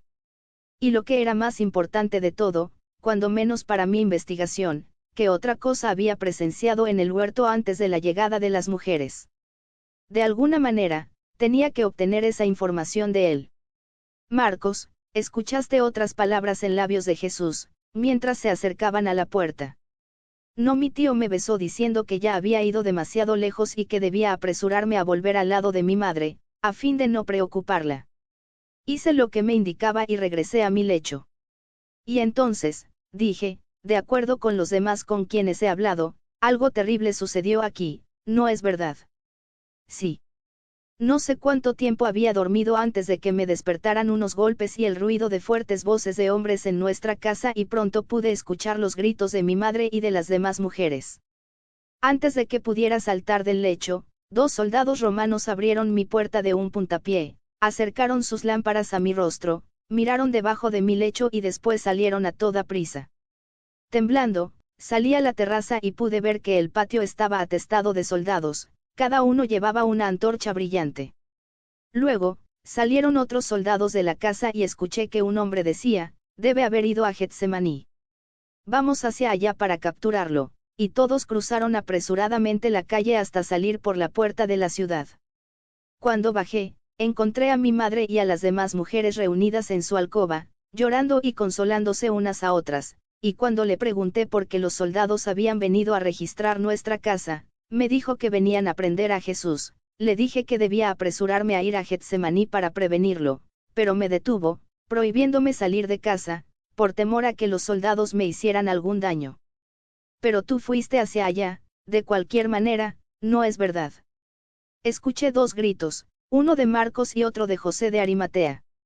El anciano fue el primero en recobrar la voz. ¿Cómo estás enterado de tales cosas, Matías? ¿Qué podía decirle en presencia de Marcos? ¿Cómo podía recordarle al anciano un incidente descrito tan solo en el Evangelio según Marcos, un incidente que nada más podía escribir el individuo que había estado implicado personalmente? ¿Cómo podía repetirle la historia de que cuando Jesús fue prendido y todos los apóstoles huyeron, había otra persona en el huerto, un joven cubierto con una sábana de lino alrededor de su cuerpo y que cuando trataron de capturarlo abandonó la sábana, huyendo desnudo? Ignoré la pregunta de José y decidí jugarme el todo por el todo. Marcos, tú corriste hacia el huerto, bajando por esas escaleras exteriores desde tu habitación en este piso, a fin de que nadie te viera, ¿verdad? Después, seguiste una ruta directa a través de la ciudad, cruzando el templo, saliste por una de sus puertas en el lado este, cruzando el puente sobre el Cedrón y llegaste al huerto, pero demasiado tarde. Jesús ya había sido prendido y cuando algunos de los soldados te vieron, trataron de capturarte, solo que te las arreglaste para que únicamente se apoderaran de la sábana en la cual te había 134 mandino operación, Jesucristo. Envuelto y huiste, dejando la sábana en manos de los soldados, ¿no es así? Sepultó la cabeza entre las palmas de las manos y dijo, sí. Y tuviste que recorrer desnudo todo el camino hasta tu casa. Para mi eterna vergüenza. ¿Comentaste eso con alguien? No. Ni siquiera después. No, pero ahora que tu secreto está a salvo con nosotros, Marcos, siempre y cuando estés dispuesto a decirme todo lo que sepas respecto a otro asunto de gran importancia. Me odié a mí mismo. En sus ojos había lágrimas y jamás he podido hacer frente a las lágrimas de otros sin derrumbarme. Cualquier cosa, todo lo que quieras saber, sollozó. En algún momento, después de que volviste del huerto y te dirigiste al lecho, debes haber vuelto a despertar, estoy en lo cierto. Se quedó boquiabierto, y yo le expliqué, tu tío Pedro ya me dijo cómo perdió el conocimiento en el patio de la casa de Caifás, y fue traído hasta aquí por Juan Ischem, el protector de José, puesto que instalaron a Pedro en tu lecho, ¿en dónde dormiste tú? Afuera, en la terraza. No hacía frío allí. Pedro dijo que encendieron fogatas en el patio del sumo sacerdote. ¿Por qué no dormiste aquí? He dormido allá afuera en muchas ocasiones y en todas las estaciones. Es agradable yacer de espaldas bajo las abrigadoras mantas, contemplar las estrellas y sentir la brisa en el rostro. Puedes mostrarme con exactitud en dónde dormiste esa noche, si lo recuerdas. José lanzó un gemido de impaciencia, pero no dijo nada. Seguimos a Marcos afuera y dimos vuelta en la esquina de la terraza del piso superior, que daba hacia el suroeste. Directamente abajo de nosotros se encontraba el camino que conducía al palacio de Caifás y a la casa de José, en lo alto de la colina. A mi izquierda podía contemplar el tráfico que llegaba a la ciudad desde Belén, cruzando la puerta de entrada y, a mi derecha, hacia el norte, podía ver el palacio de Herodes. Señalé en dirección al norte, esa colina, fuera de los muros de la ciudad, mucho más allá del viejo palacio de Herodes, es el Gólgota, en donde Jesús fue crucificado. Sí. Y el camino de tierra, fuera de esta puerta cercana, llega hasta el Gólgota. Y más allá, replicó Marcos. Ahora bien, Jesús fue crucificado al día siguiente de que tú trataste de salvarlo de que lo aprendieran en el huerto. ¿Dormiste aquí esa noche? Sí. Pedro seguía enfermo de fiebre y Juan estaba a su lado. Otra confirmación de la coartada de Pedro y Juan, como si tuvieran necesidad de ella. Al día siguiente era tu sábado. ¿Recuerdas en dónde dormiste esa noche? Pedro aún no se levantaba de mi lecho, así que nuevamente dormí aquí afuera. Dime, Marcos, sonreí, acostumbrabas sentarte aquí a menudo, en medio de la oscuridad, a ver pasar a la gente allá abajo y contemplar las luces de la ciudad. Me imagino que cualquier muchacho de 14 años disfrutaría al hacer eso. 135 Agmandino Operación, Jesucristo. Asintió. Lo hice muchas veces cuando era más joven, aun cuando no durmiera aquí. ¿Y recuerdas haberlo hecho esa noche, después de terminado el sábado? Respondió de inmediato. Esa noche nadie durmió en esta casa, con excepción de mi tío enfermo.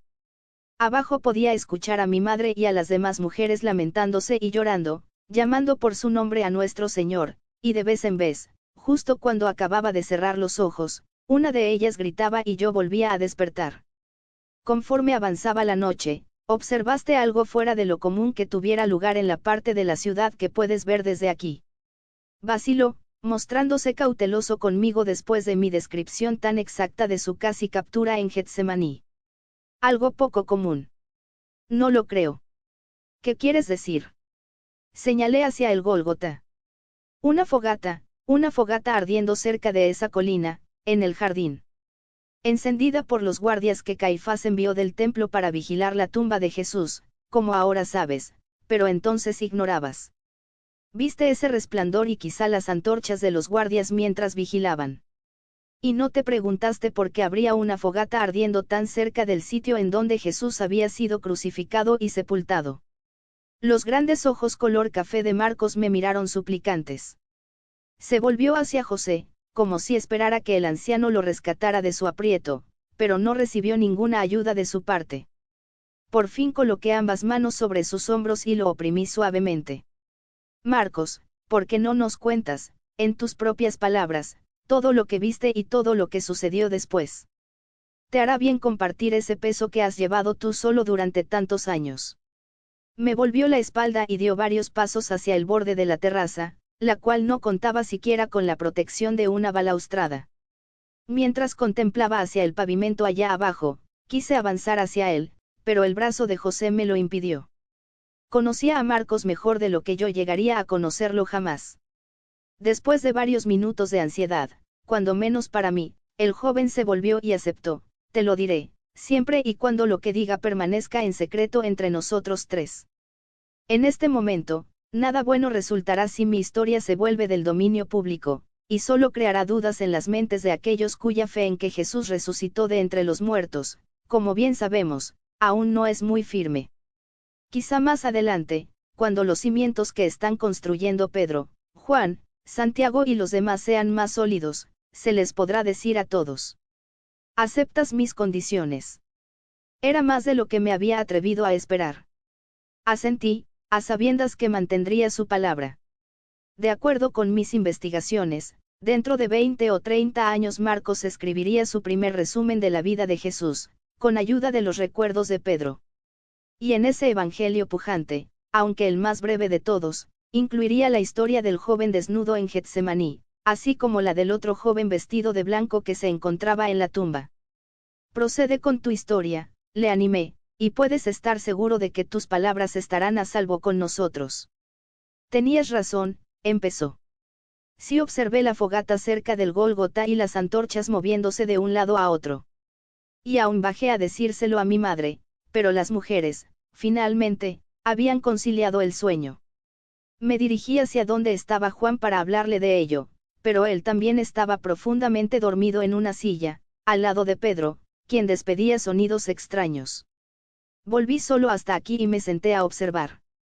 Después de 2 horas, poco más o menos, sentí los ojos pesados, así que extendí mis mantas, dispuesto a dormir, cuando de pronto nuestra casa se empezó a sacudir de un lado a otro. Me puse de pie de un salto, pero la vibración cesó casi tan pronto como empezó y ya no le concedí mayor importancia, puesto que la tierra se había estremecido muchas veces desde que el Señor fue crucificado y mi madre me dijo que era Dios expresando su cólera por lo que le hicieron a su hijo. Volví la mirada hacia el Gólgota y con gran sorpresa pude ver 4 antorchas que se alejaban rápidamente de la fogata, como si los que las llevaban fueran corriendo. Continué observando conforme las luces avanzaban hacia el sur en esta dirección, por el camino fuera de la ciudad. Pronto el muro 136 Agmandino Operación, Jesucristo. Las ocultó de mi vista, pero su resplandor iluminaba el cielo a medida que las antorchas se aproximaban cada vez más, hasta que 4 hombres, ataviados con el uniforme de los guardias del templo, cruzaron apresurados la puerta de la ciudad y pasaron directamente debajo de donde yo me encontraba. Había gente en las calles. Unas cuantas. Parado frente a esta casa, al otro lado de la calle, estaba un hombre con su animal, y lo escuché gritar: «Van huyendo o persiguen a alguien», y uno de los guardias, sin detenerse, gritó una y otra vez: «Se ha ido de la tumba, se ha ido de la tumba», y siguieron apresurados colina arriba hasta que los vi entrar en el patio de la casa del sumo sacerdote Caifás. ¿Qué hiciste al escuchar sus palabras? Me sentí invadido por una gran alegría, ya que sabía a quién se referían. Recuerda que oí decir a Jesús, después de levantarme, y ahora acababa de escuchar a esos hombres, cuyas luces había seguido a todo lo largo del camino desde el Gólgota, anunciar que había salido de su tumba. En medio de mi emoción, corrí escaleras abajo, crucé la puerta y me dirigí hacia el norte, en dirección al Gólgota, sin siquiera detenerme el tiempo suficiente para calzarme las sandalias. ¿Qué ropas llevabas? ¿Qué llevaba? Ah, mi camisa de noche. Ya me había desnudado y estaba a punto de dormirme cuando el temblor de tierra me sorprendió. ¿Y de qué color es tu camisa de noche? ¿De qué color? Es blanca. ¿Te encontraste con alguien en el camino norte? A nadie que pueda recordar, y de ser así es probable que ni siquiera lo hubiera visto. Mi mente y mi corazón, así como mis ojos y pies, iban hacia el sitio en donde fue depositado nuestro Señor. Por último llegué al jardín. Aún ardía la gran fogata que había visto desde esta terraza, y más allá de ella podía ver la tumba. Me las arreglé para retirar un pequeño tronco que aún ardía y, llevándolo a manera de antorcha, me acerqué a la tumba, sin darme cuenta, hasta que estuve muy cerca, de que la piedra había sido apartada. ¿Viste a alguien en el jardín? En una ocasión escuché ruidos detrás de algunos matorrales y casi salí huyendo, antes de ver a un perrito cruzar por el césped y desaparecer entre los árboles, pero fuera de ese animal, no vi a nadie. Cuando llegué a la entrada de la tumba, introduje la antorcha y me incliné para mirar hacia el interior, dispuesto a huir a la menor provocación. En el sepulcro, en un nicho tallado en roca, se encontraba la mortaja con que lo sepultaron y, aun cuando la tela seguía enrollada, pude ver que no contenía ningún cuerpo. Lentamente me arrastré hacia el interior de la tumba y me senté del lado derecho, apoyado contra el muro, contemplando el gran milagro que acababa de suceder. Al principio lloré, después empecé a orar, como Jesús nos enseñó a hacerlo, y le di gracias a Dios por liberar a nuestro Señor de manos de sus enemigos. Me encontraba en un estado tal de exaltación que me parecía escuchar voces de ángeles que cantaban y reían con alegría. Después, tal vez debido a lo tardío de la hora, debo haberme quedado dormido con la cabeza apoyada contra el muro. No sé cuánto tiempo permanecí en esas condiciones antes de que me despertaran unas voces. Me di vuelta y pude ver unas figuras que se movían en la entrada de la tumba. Con la escasa luz del amanecer a sus espaldas y mi antorcha ya apagada no pude reconocerlas, y sorprendido ante su aparición, lancé un grito. Entonces algunas de ellas empezaron a gritar también y me di cuenta de que eran mujeres. Rápidamente retiraron las cabezas de la abertura y yo me arrastré detrás de ellas, pero ya me habían vuelto la espalda al huir cuando traté de decirles que no tuvieran miedo. ¿Pudiste reconocerlas una vez que estuviste fuera de la tumba? No. Aún había más oscuridad que luz en el jardín lleno de árboles y solo pude verlas de espaldas cuando huían. ¿Trataste de detenerlas? Sí. Como ya dije, las llamé diciendo que no tuvieran miedo y algo más. ¿Recuerdas qué fue lo que les gritaste?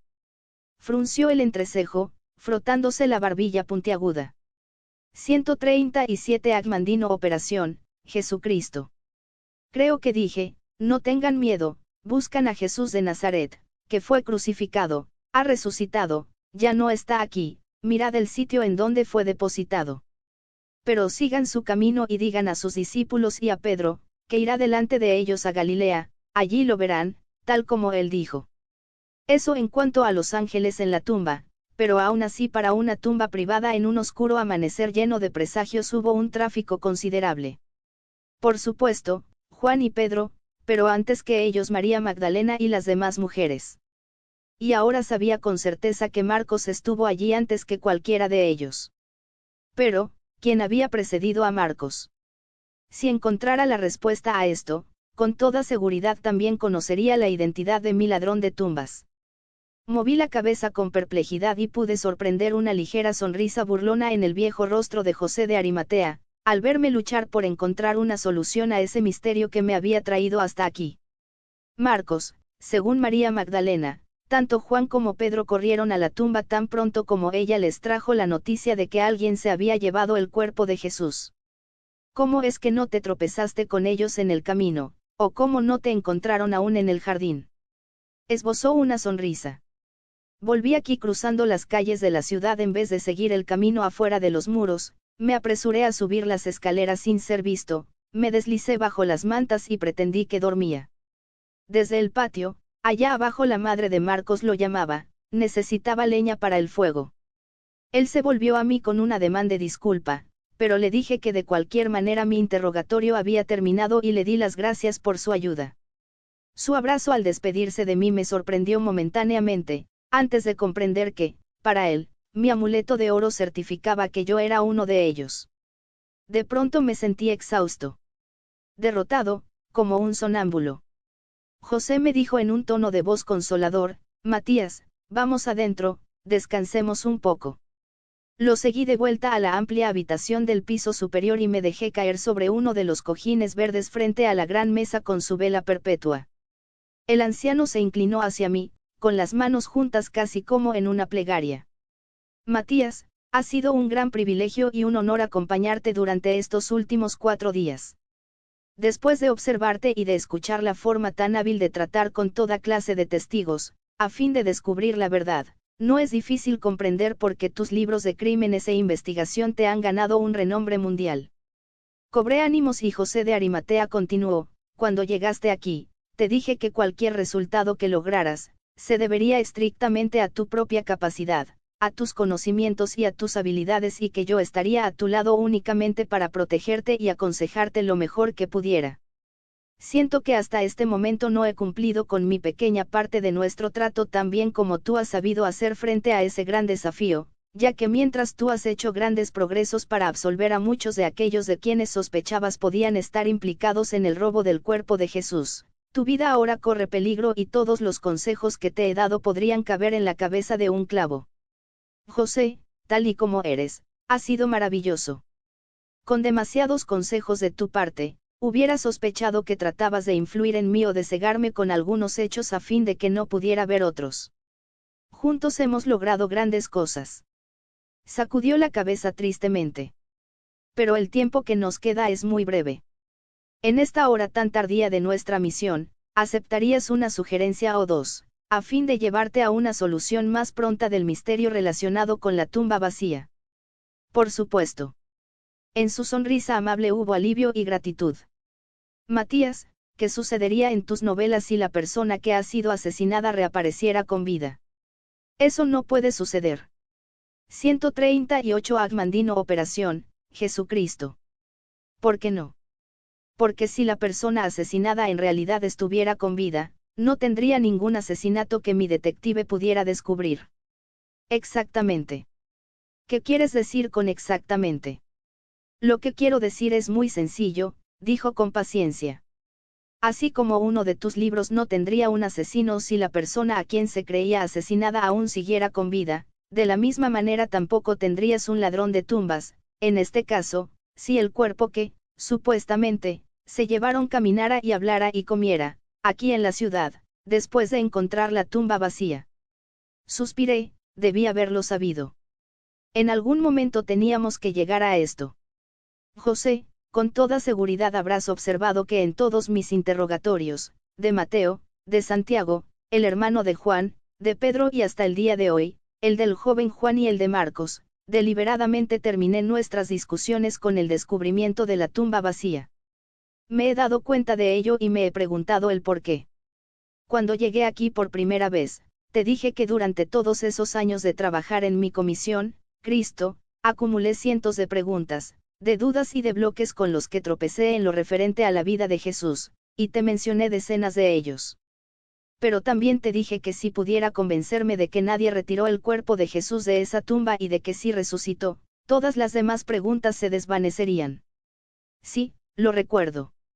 Estoy consciente de cada una de las supuestas apariciones de Jesús que se registraron después de haberle dado sepultura, pero el hecho de pedir a cualquiera de sus seguidores más cercanos que describa alguna visión que haya tenido personalmente, o que pensó tener, como una secuencia natural de esa tumba vacía, va en contra de todo el sentido común y la lógica que he aplicado a mi labor durante 20 años. Como has podido ver y oír, solo me he concentrado en los hechos, en esos hechos que podían corroborarse, y eso es todo lo que haría mi comisión ficticia si, en realidad, sus miembros se encontraran aquí. Se me quedó mirando hasta que empecé a sentirme incómodo, al tiempo que murmuraba a medias para sí mismo, una y otra vez, hechos, hechos, hechos. Después se puso de pie, encorvando su anciana espalda varias veces, acompañándose de algunos quejidos, y preguntó, ¿podrás concederle un capricho a un anciano? ¿Qué podía decirle? Por supuesto. Quédate aquí, me dijo, extendiendo su palma abierta hacia mí. Cruzó la puerta y estuvo ausente quizá unos 5 minutos, y regresó con Juan a su lado, quien se mostraba perplejo. Después de que ambos tomaron asiento frente a mí, José colocó su mano sobre el hombro del apóstol, y pronunció estas palabras: Hijo, mi amigo Matías tiene necesidad de mayor información que olvidó obtener de ti antes. Creo que nos dijiste que cuando les llevaste las nuevas a los demás, en Betania, ninguno creyó tu relato de que Jesús había resucitado de entre los muertos. En vez de ello, te ridiculizaron y tú regresaste aquí, con el corazón entristecido. Eso es verdad, pero más avanzado el día, hacia la hora de la puesta del sol, todos vinieron a esta casa para presentar sus respetos a la Madre del Señor, y se quedaron sorprendidos cuando escucharon de sus labios la misma noticia que yo les llevé, que Jesús no estaba muerto. Pero ninguno creyó que se hubiera realizado la profecía del Señor y dijeron que esa misma noche volverían a sus hogares en Galilea.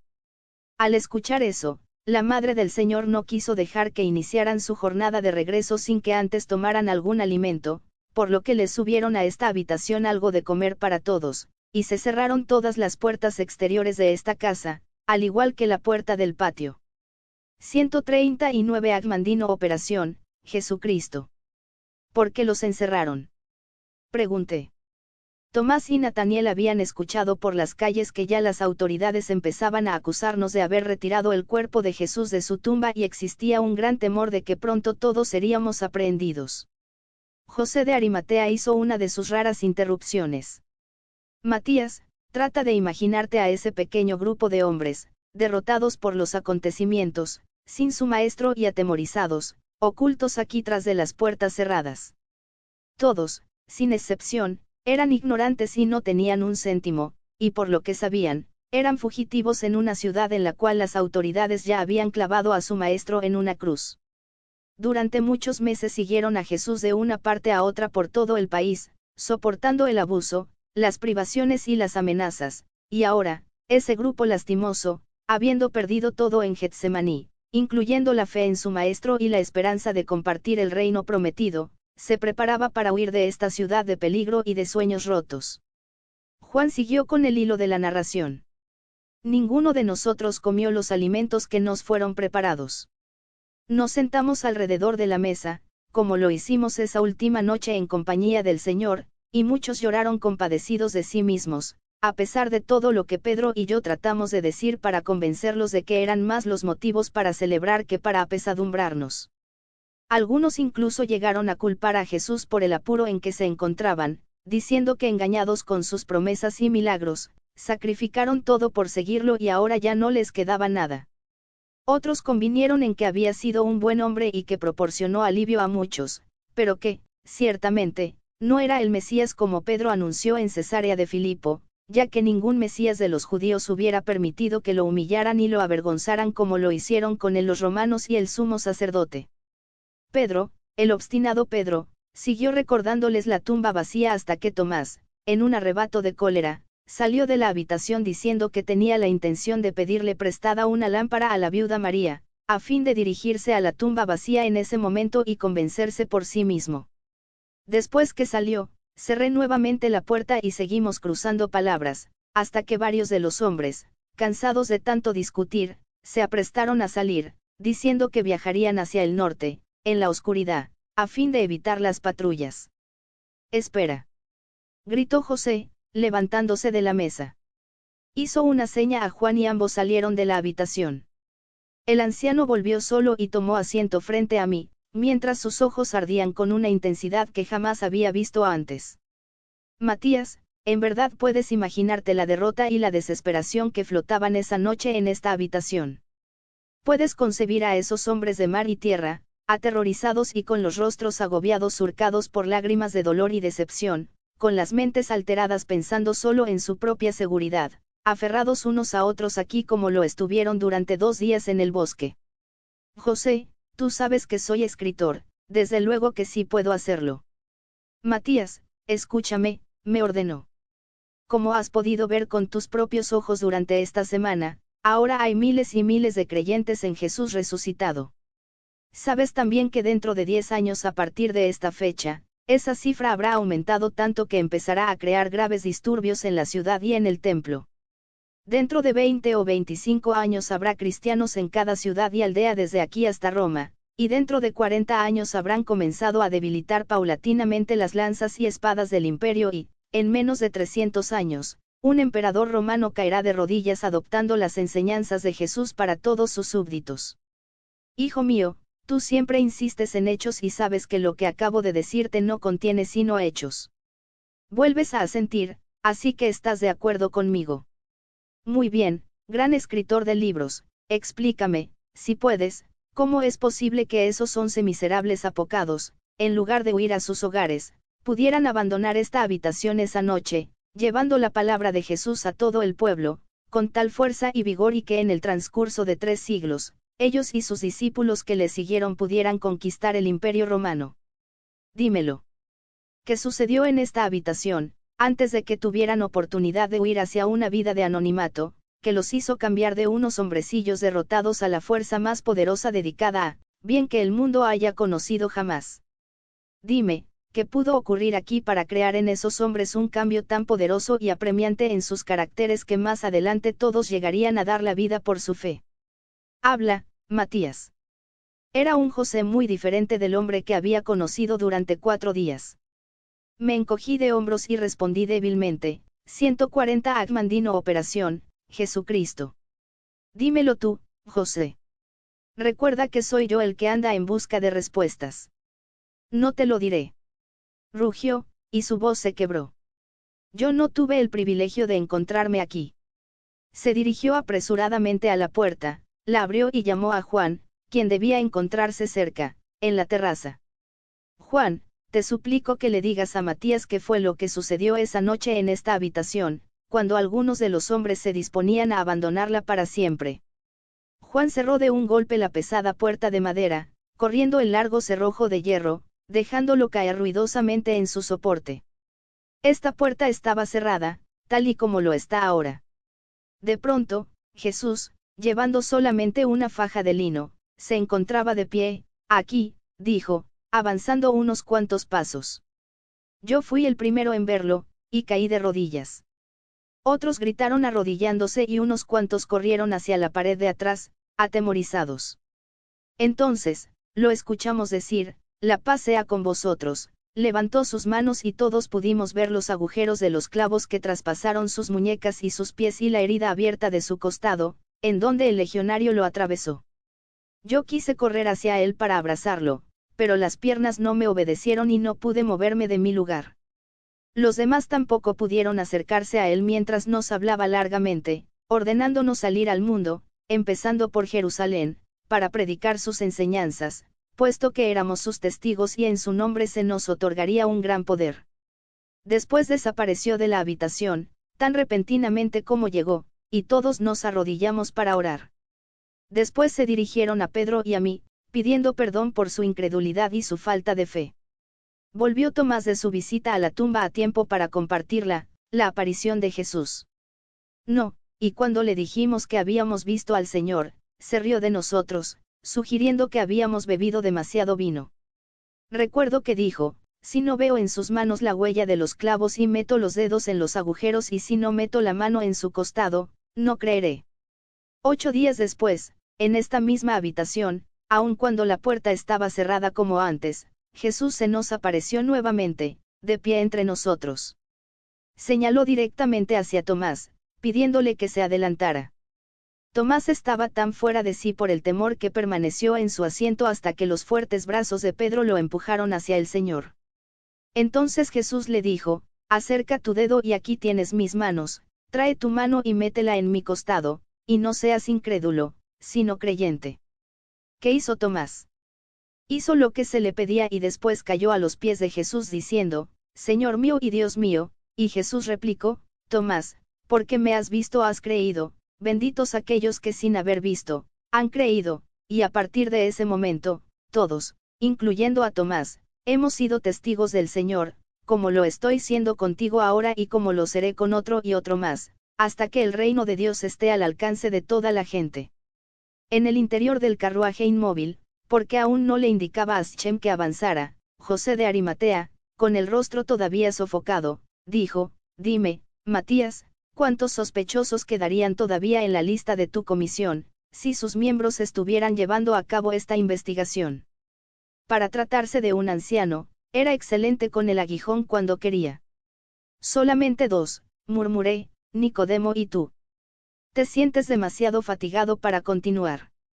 Este sería el momento ideal para ir a visitar el Gólgota y la tumba, puesto que es casi la misma hora en que bajamos a Jesús de la cruz y lo depositamos en el sepulcro. Estoy dispuesto. Excelente. Y desde allí, el recorrido es muy agradable por el camino a Emaús, hasta el hogar de mi viejo amigo Nicodemo. Allí tendrás el placer de visitar uno de los jardines de flores más impresionantes y bellos desde los días de Babilonia y, asimismo, podrás conocer al hombre más opulento de toda la nación. Más opulento que tú. Es como comparar el montículo de un hormiguero con el monte Hermón, dijo riendo entre dientes. ¿Y cuál será tu siguiente paso si, después de habernos interrogado a Nicodemo y a mí, decides que no somos los ladrones de tumbas que buscas? 141 Agmandino Operación, Jesucristo. Eso era exactamente lo que me estaba preguntando. No lo sé, José.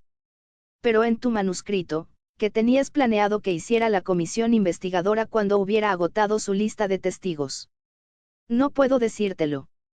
Mucho antes de que el manuscrito de mi libro llegara a ese punto, ya había abandonado el proyecto como un caso perdido. Entonces, después de Nicodemo y de mí, ya no tienes a quién interrogar. A nadie, respondí desesperanzado.